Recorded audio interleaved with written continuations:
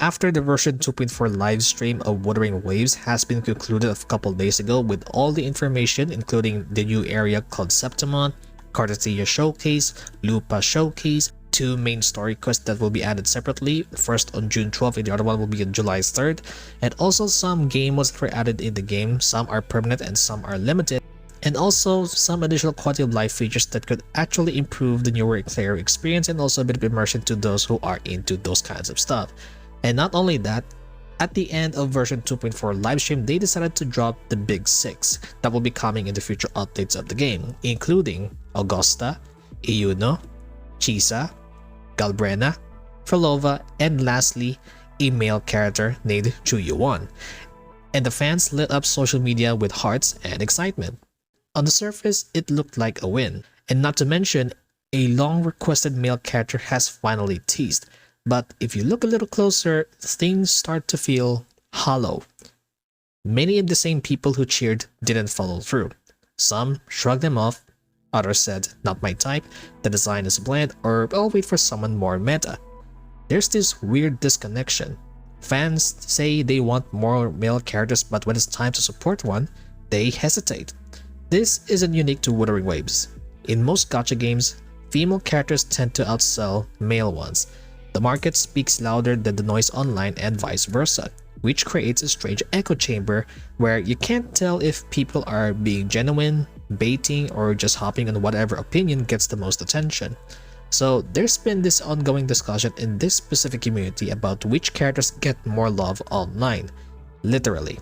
New characters like Chisa and Qiuyuan are racking up likes, like we're talking about 100,000 hearts on the JP version of wuwa on Twitter, by the way, and 90,000 hearts on Qiuyuan in global, while some of the previous characters like Brant or Zani trails behind. And that was during their drip marketing on 2.0 long before the big 6 was dropped a couple days ago. At first glance, it might seem obvious. Well, people just prefer the female design, so Kuro should focus on them, right? But here's the thing. Social media numbers don't tell the whole story. Let's be real for a second. Likes, retweets, and fan art trends, they're great for measuring hype, but they don't always reflect what players actually want in the game. Think about it. A character might go viral because of a cool outfit or a single flashy animation, but if their gameplay is boring, are people really going to pull for them? Some fans are just quieter. Maybe they adore characters' lore or personality but don't flood Twitter with posts about it, or even on Reddit or Facebook. And let's not forget, algorithms love what's already popular. The more people engage with a character, the more it gets pushed in feeds, making the gap look even bigger. I'm sure many of you already knows this. Female character sells better. Why? There's a big chunk of gacha audience gravitates towards them, whether it's because of aesthetics, fan service, or story appeal. Many gacha companies, even outside of gacha companies, knows about this and they lean onto it, which is why female characters get the hype, the merch, the appeal, and flashy marketing. But that doesn't mean male characters can't succeed. If Kuro games were to look only at banner sales and online engagement and decide, alright, just stick to what sells, more waifus, fewer husbandos, that might seem like a safe move. But in the long run, it could backfire. Over-relying on one formula turns excitement into routine. The game risks become stale, and the players who are actually looking forward for variety in design, gameplay, or character roles started to feel like getting sidetracked. That's not to say they should ignore the data.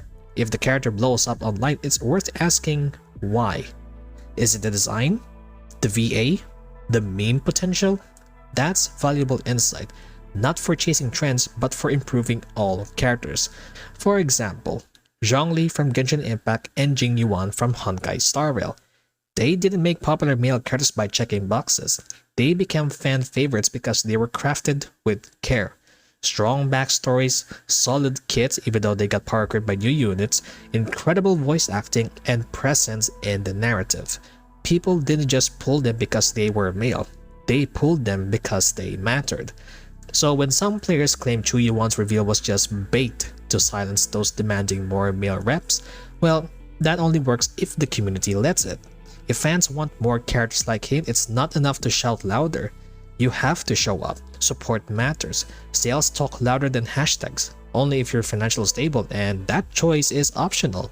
Unfortunately, the online space around games like this is a minefield. Between tribalism, meta-elitism, misinformation, and manufactured outrage, it's hard to tell what's real. Even when devs do listen and make improvements, someone's always there to stir things up again. It's like playing whack-a-mole with bad takes. And speaking truthfully based on my personal experience, not every community is worth your time. If you're lucky enough to have a space with open-minded players who can talk without gatekeeping or drama, treasure it. That kind of environment is actually quite rare. But let's not forget this one thing that I know some of you may agree or disagree with, is that gacha games are more than just character collectors. They're ecosystems built on player trust, consistency, and long-term engagement. If everything starts feeling like it's just chasing the next big sales spike, it chips away at the emotional investment. Characters like Qiuyuan shouldn't just exist to tick a box. They should bring something fresh to the table. Gameplay mechanics, lore contributions, synergy with other units. What keeps people invested isn't just flashy designs, but substance. And when I say substance, I'm referring to the depth and meaningful qualities a character brings beyond just visual appeal.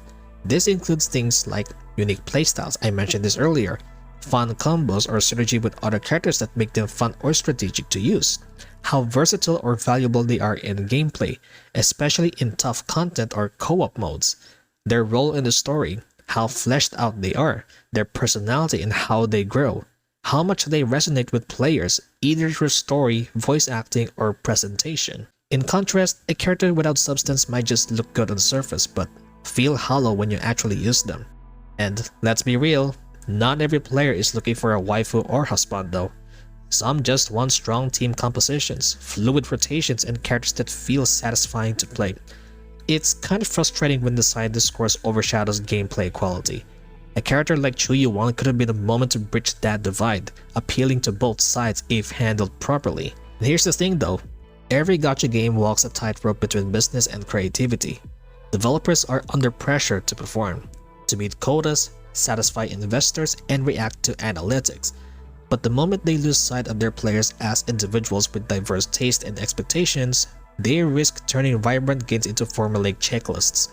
That's why discussions like this matter.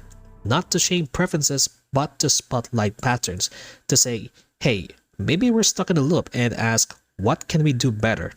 Because in the end, the best characters are the ones who become memorable. Not because they went viral, but because they felt real. Like they had a place in the world, in your team, and your story. And honestly, if that's not what we're pulling for, then what's the point in all of this afterward?